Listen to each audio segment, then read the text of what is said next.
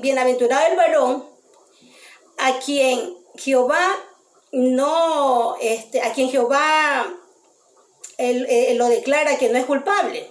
Bienaventurado ese varón a quien Jehová justifica, ¿verdad?, de sus pecados.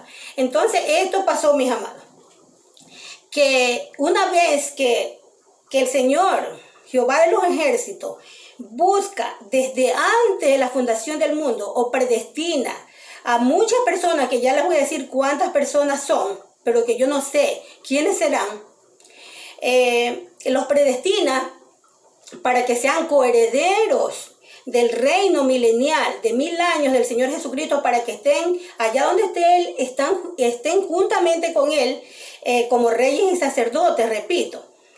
Y como les decía, no podemos acusar o culpar al Señor porque algunos los eligió, los predestinó, y al resto no los predestinó, porque Él era dueño en su misericordia y en su soberanía de hacer lo que Él quiere.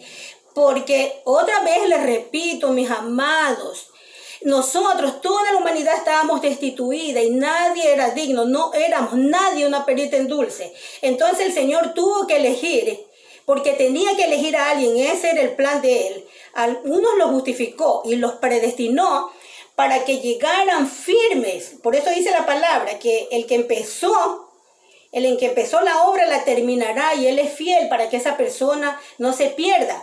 Y Juan también nos dice en sus cartas que la simiente que tenemos de Dios no nos deja pecar. No podemos pecar porque somos nacidos de Dios. Pero ¿qué pasa? Solo nuestras obras son las que van a determinar si somos predestinados, si somos elegidos para la gloria de estar con el Hijo allá en el reino milenial, o si simplemente vamos a ser salvos de la gran muchedumbre, ¿verdad? Aparte quedó ya la salvación, porque si no, nadie era digno.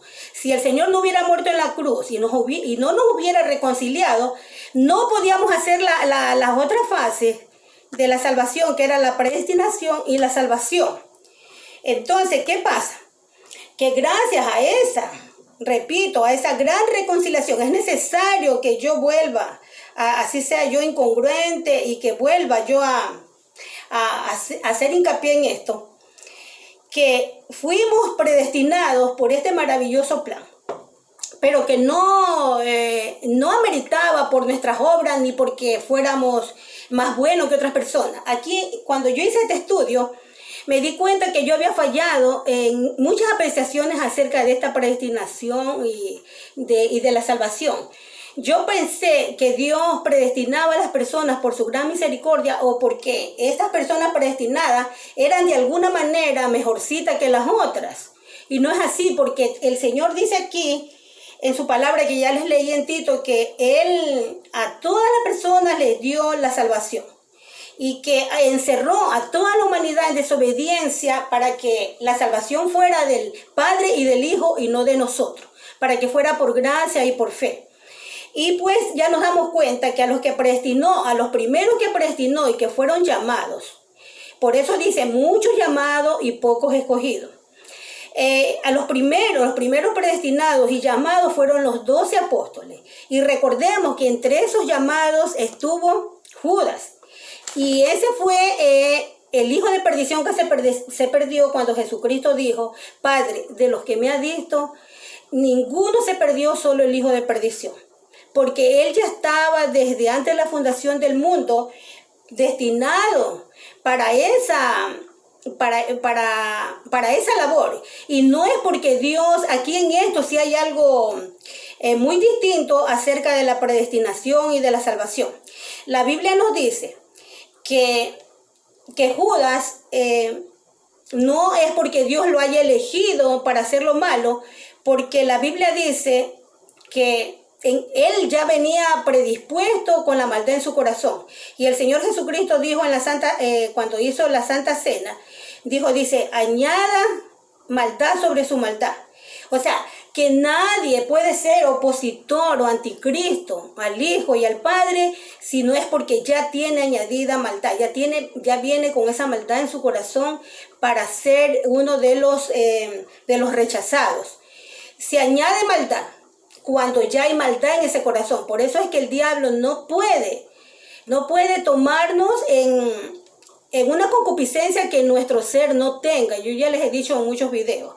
Pues si nosotros no tenemos la concupiscencia de robar, de maldecir, de adulterar, el diablo no puede hacer nada contra nosotros. El diablo es muy astuto y él busca el lado débil, nuestro talón de Aquiles, para vencernos, mis amados. Entonces, ¿qué pasa? Perdón, mis amados. Cherita, la comida. Perdón, mis amados. Entonces aquí vemos que no hay injusticia porque él ya venía con eso desde antes de nacer. Él ya era ladrón desde el principio y mentiroso, opositor desde el principio, dijo el Señor Jesucristo. Entonces vemos que no hay injusticia en Dios, mis amados, cuando predestina a los apóstoles a ser reyes y sacerdotes en el reino milenial. Y tampoco hay injusticia cuando permite que Judas haga lo que tenía que hacer, porque ya les digo, cualquiera de los apóstoles también pudo haber sido determinado para eso, porque no éramos una perita en dulce y todos teníamos la concupiscencia de nuestros primeros padres y podíamos, a causa del pecado, incurrir en la misma tentación que hizo Judas. Pero ¿qué pasa? Que como el Señor procuró por medio de la predestinación y de su gran misericordia que los 11 apóstoles no cayeran, que el que hizo la labor la continuó hasta el final y no permitió que pecaran porque la simiente del Padre estaba en ellos y ellos no fallaron. Entonces no podemos decir, ay, es que el pobre Judas falló porque Dios lo predestinó para maldad. No, todos estábamos destituidos y estábamos sujetos a pasiones vergonzosas, a cosas horribles. Por eso dice Romanos que el Señor nos dejó por cuanto nosotros los dejamos primero a Él. No fue que Él nos abandonó. Fuimos nosotros con nuestra rebeldía que rechazamos la gracia. Y así estamos hoy en día, perdidos en herejías, perdidos en doctrinas de hombre, en enseñanzas de vieja, y no procuramos estudiar y escudriñar esta palabra, mis amados. Y como les digo, pues, los apóstoles fueron los primeros predestinados. Y no sé, pues, si también en esta predestinación entrará Moisés, entrarán líderes que amaron al Señor con todo su corazón, como tenemos a Abraham, a Noé, a David, tenemos a Josué, etcétera, etcétera. Yo no sé, pero lo que sí estoy segura es de que los apóstoles eran los primeros predestinados. Eran los primeros predestinados, perdón, mis amados, los primeros predestinados, y de allí, pues, vamos a ver después en Apocalipsis cuánto es el número de estos predestinados y quiénes son los salvos, mis amados. ¿Verdad? Entonces, para yo reforzar esto, podemos estudiar Romanos 8:28.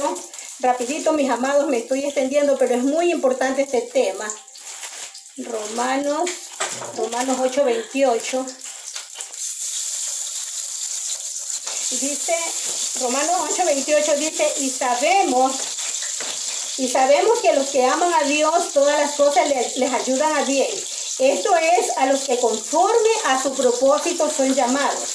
Pero por su gran misericordia, mis amados, no porque los que vamos a ser salvos, nomás de la gran muchedumbre, seamos más malos que los que fueron predestinados. No, porque todos, repito, mis amados, éramos trapos de inmundicia.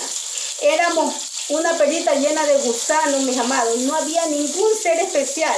Fue por la gran misericordia de Él que Él hizo o procuró que hubiera un grupo de sacerdotes y reyes para que estén con nuestro hermano y nuestro Padre, el Señor Jesucristo. Amén.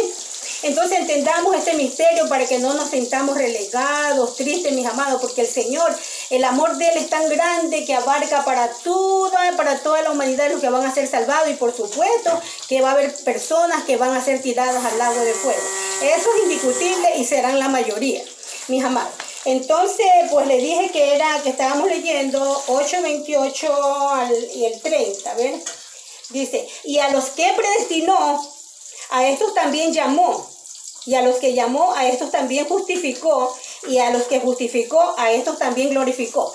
Ahí eso es lo que yo le decía a mis amados. ¿Quiénes fueron los primeros llamados? Los apóstoles, que los llamó el mismo Señor Jesucristo, no porque fueran mejor que nosotros, los postreros, sino porque a alguien tenía que llamar y a alguien tenía que justificar. Y a alguien tenía que glorificar, pero por amor a Él mismo y a su palabra, que era el Señor Jesucristo. Hasta aquí vamos bien, mis amados. Espero que me entiendan. Veamos 9:16. El mismo Romanos 9:16. Así que no depende del que quiere ni del que corre, sino de Dios que tiene misericordia. Amén, mis amados. 11:32. El mismo Romano 11:32. Dice, porque Dios sujetó a todos en desobediencia para tener misericordia de todos. Y ahí que les digo que tuvo misericordia maravillosa, magnífica con los predestinados, no porque ellos sean mejor que nosotros. Repito, es importante que yo recalque y haga hincapié en esto para que comprendamos, mis amados. Y dice el versículo 33, oh profundidad de las riquezas, de la sabiduría y de la ciencia de Dios. Cuán insondables son sus juicios e inescrutables sus caminos. Porque ¿quién entendió la mente del Señor o quién fue su consejero? Mis amados, y mire, es tan importante que al escudriñar las Escrituras comprendamos estos misterios, mis amados, porque ¿quién entendió la mente del Señor? ¿Quién entiende la mente del Señor? Los que día y noche empezamos a escudriñar esta palabra. No preguntándole al pastor, al apologista, al apóstol humano, sino que vayamos a la Escritura como dice Santiago, que al que tiene falta de sabiduría, pídele a Dios y Él les dará todo abundantemente. Y pues, mis amados, también tengo, a ver, era hasta el 36, sí, porque dice, ¿a quién le dio a él quién le dio a él primero para que le fuese recompensado? Porque de él y por él y para él son todas las cosas. A él sea la gloria por los siglos de los siglos. Amén. Así es, mis amados, ¿verdad? Entonces, la base de mi discurso va a ser Efesios, con apoyo de Efesios y otros versículos. Efesios 1:3 al 14, mis amados.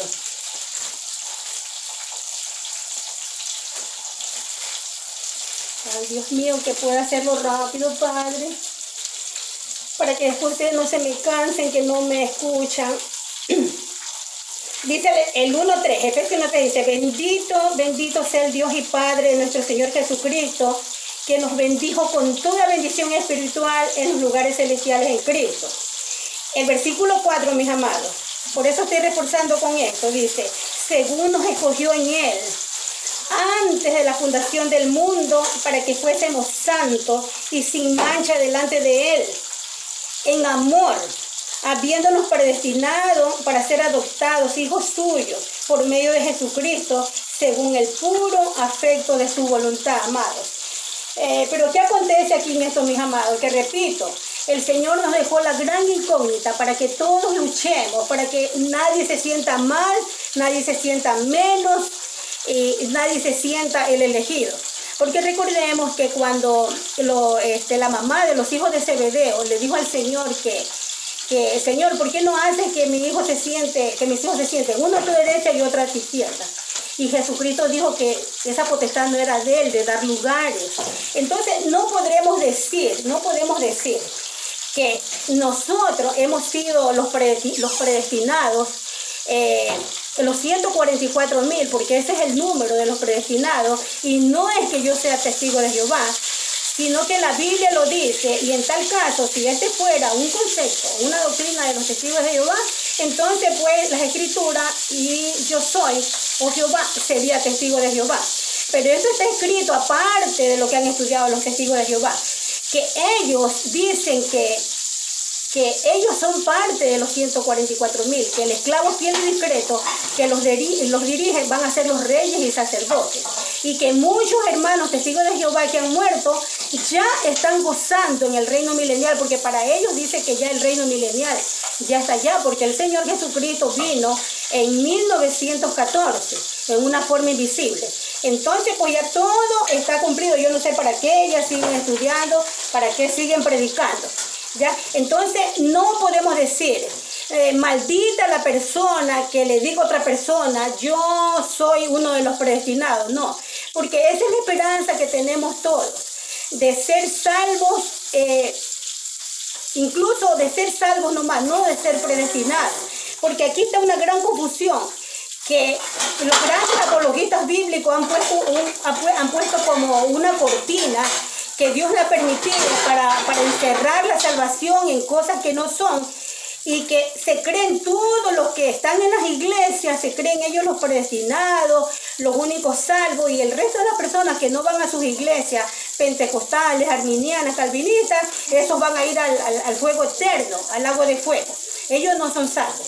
Entonces no es así. Por eso el Señor, Él ocultó los nombres de estas personas, que solamente los sabremos cuando ya estemos en el fin de todas las cosas, o cuando ya empiece el reino milenial con el Señor Jesucristo, después de la santa venida de Él. Entonces ahí sabremos quiénes son estas personas que han sido predestinadas. Lo que yo sí les puedo decir en base a mis estudios es que van a ser 144,000. Y en este día que yo he estado estudiando esta palabra, yo siempre tuve un misterio sin resolver. Y hoy día creo, ciertamente, y no sé, solamente Dios que sabe toda la verdad absoluta tal vez pueda refutarme, que yo me preguntaba quién o qué cosa era la que detenía para que el misterio de la iniquidad todavía no se presentara en el hijo de perdición. Porque la Biblia dice que hay algo que al presente lo detiene. Y yo estudiando esta palabra, mis amados, hoy día, perdón, mis amaditos, llegué a la conclusión, no sé si tontamente, vanidosamente, que lo que lo detiene son 4 ángeles que están deteniendo los 4 vientos que están en los 4 extremos de la tierra, para que todavía no se manifieste el hijo de perdición, porque hay un ángel aparte, y no sé si serían los 4 ángeles los que están deteniendo al anticristo, que ya les dije que anticristos hay muchos, pero este hijo de perdición, este hijo de pecado, es diferente a estos anticristos. Claro que también es anticristo porque se opone a Dios y al Hijo, pero es un anticristo especial, se podría decir que es como el padre de los anticristos, ¿verdad? Entonces, este hombre pecado no se ha manifestado, y todas las religiones incurren de aquí para allá, o discurren, mejor dicho, perdón, preguntándose, hay muchas teorías, quién puede ser. Dicen que es el Espíritu Santo, la iglesia, un señor que es que de la religión judía, mesiánico, dice que es el arcángel Miguel, y yo pues como que le daba un poco de razón. Pero leyendo las escrituras me doy cuenta que hay 4 ángeles que están deteniendo, y que aparece un nuevo ángel, un 5.º ángel, y grita y le dice, detengan a los vientos y no dañen a la tierra ni al mar, ni a los árboles, a ninguna hierba, hasta que no sean sellados en sus frentes los que tienen que ser salvos. Entonces, por eso todavía no ha venido el Señor, y todavía no ha venido, obvio, si no ha venido el Señor, no se puede, no se ha presentado el hombre de pecado, porque para que venga Jesucristo tiene que presentarse primero el hombre de Cristo, el hijo de perdición. Ya. ¿Y qué pasa? Mis amados, que este ángel grita a voz en cuello, detengan todos, a los 4 ángeles le dice, hasta que no sean sellados. Y de ahí nos damos cuenta, por eso nos vamos a ir a Apocalipsis 7:1, rapidito, mis amados.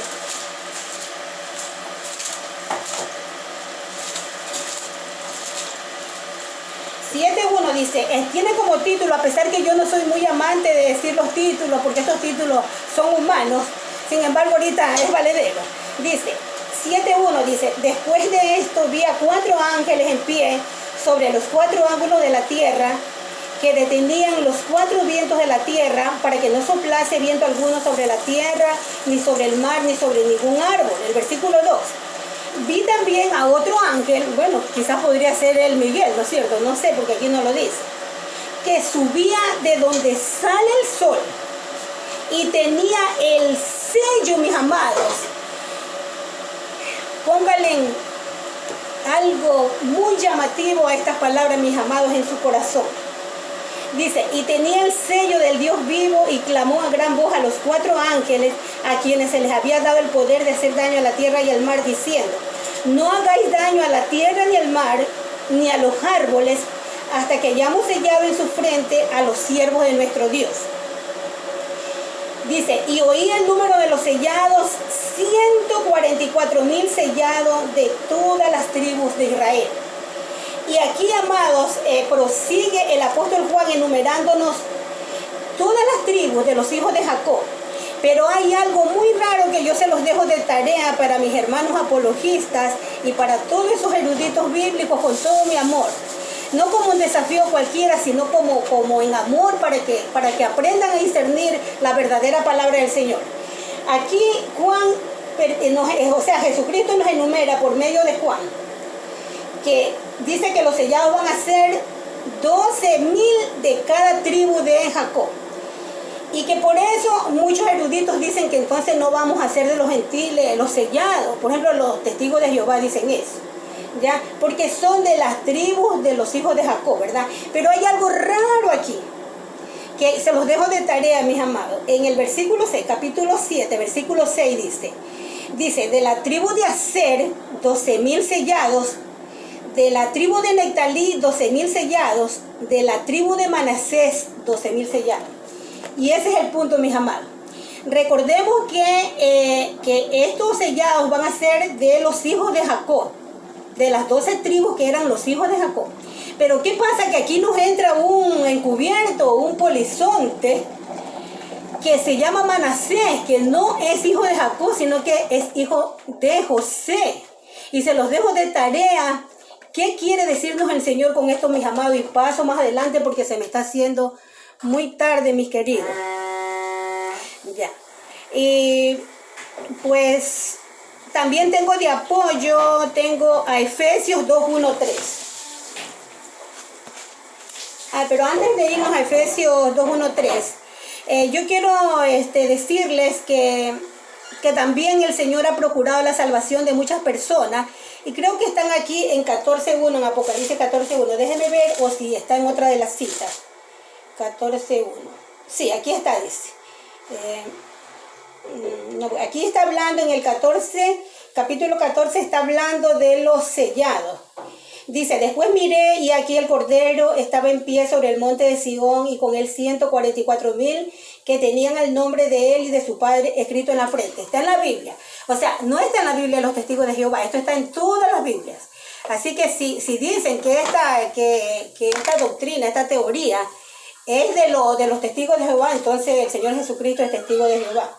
Porque está escrito que van a haber 144,000 personas redimidas, que van a ser reyes y sacerdotes. Y dice, estos son los que no se contaminaron con mujeres, pues son vírgenes. En el versículo 4 dice esto. Estos son los que siguen al Cordero por donde quiera que va. Estos fueron redimidos de entre los hombres como primicias para Dios y para el Cordero, y en sus bocas no fue hallada mentira, pues son sin mancha delante del trono de Dios. Y yo ya les había explicado que por la misericordia de Dios es que Dios los hace sin mancha y los hace justos y dignos para estar junto al Cordero. No es porque ellos también son unas peritas en dulce, porque entonces ¿para qué vino el Señor Jesucristo si iba a haber hombres piadosos que iban a cumplir todas las leyes, todos los mandamientos, ¿verdad, mis amados? Entonces, aquí también hay otros errores que incurren mis hermanos apologistas, mis hermanos escatologistas, etcétera, que ellos dicen o discurren que estos hombres, dice, son los que no se contaminaron con mujeres, pues son vírgenes. Y dice que van a ser hombres que no han sido casados, como el apóstol Pablo, por ejemplo. Y que los que son casados no van a entrar en estos 144,000, pues son vírgenes. Y ya, pero lo que yo quiero darles a entender, mis amados, ahorita, es que recordemos que aquí lo que está diciendo el Señor es que no se contaminaron con mujeres, o sea, ellos no participaron de ninguna iglesia. Recordemos que Dios clasifica a la mujer como la iglesia, es una mujer, ¿verdad? Entonces ellos son vírgenes, ellos no siguieron a las iglesias, ninguna iglesia, sino que ellos siguieron al Cordero por donde quiera que va. No le preguntan a ningún pastor, a ningún apologista, sino que ellos siguen al Cordero. ¿Cómo? Primero, escudriñando esta palabra, y segundo, obedeciendo y andando como el Señor anduvo, ¿verdad? Solo el que sea perfeccionado llegará a ser como su Señor. En sus bocas no fue hallada mentira, pues son sin mancha. Sí, porque ellos no vendieron esta palabra. Ellos la dijeron y está impercedera en esta escritura pura para siempre. Amén. En el 24,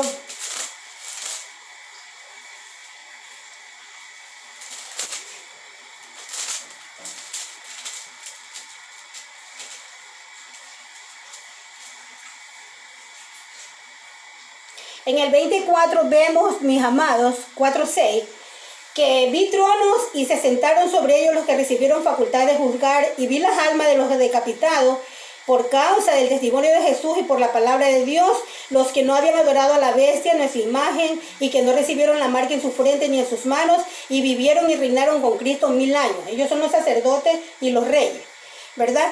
Y en el versículo 6, aquí nos aclara, dice, bienaventurado y santo el que tiene parte en la primera resurrección. La segunda muerte no tiene potestad sobre ellos, sino que serán sacerdotes de Dios y de Cristo y reinarán con él 1000 años. O sea, que el que hizo la obra la perpetuó y la llevó a buen término.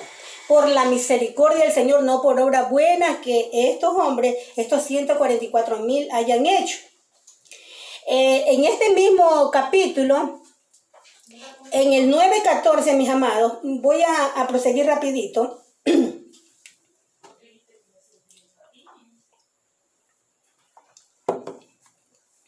En el 9:14, perdón, amados, déjenme ver. Sí, 9:14, creo que tengo que retroceder, mis amados. Es que este estudio lo hice buscando las citas. Yo ya las tenía en mi mente, hermanos, porque yo escudriño la Biblia desde hace 13 años. Pero tenía que certificarle y sustentarle con bases bíblicas. Entonces, pues fui buscando versículos y vamos al 9:14.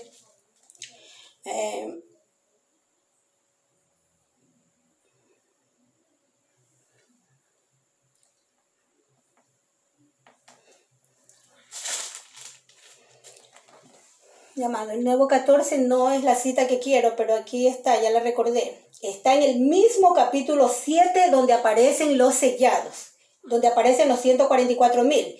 Y es el capítulo 7, versículo 9, que tiene como título La multitud vestida de ropas blancas. Hagamos ahorita la gran sección de tomar estos títulos de hombre, porque nos conviene ahorita, mis amadas.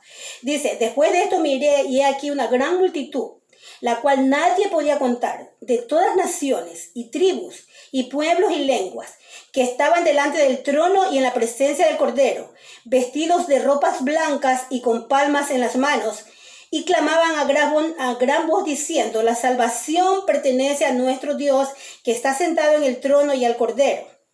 Y todos los ángeles estaban en pie alrededor del trono y de los ancianos y de los 4 seres vivientes, y se postraron sobre sus rostros delante del trono y adoraron a Dios. Eso, mis amados. Entonces aquí vemos que vamos a resumir, mis amados, para terminar, mis amados, para no cansarlos.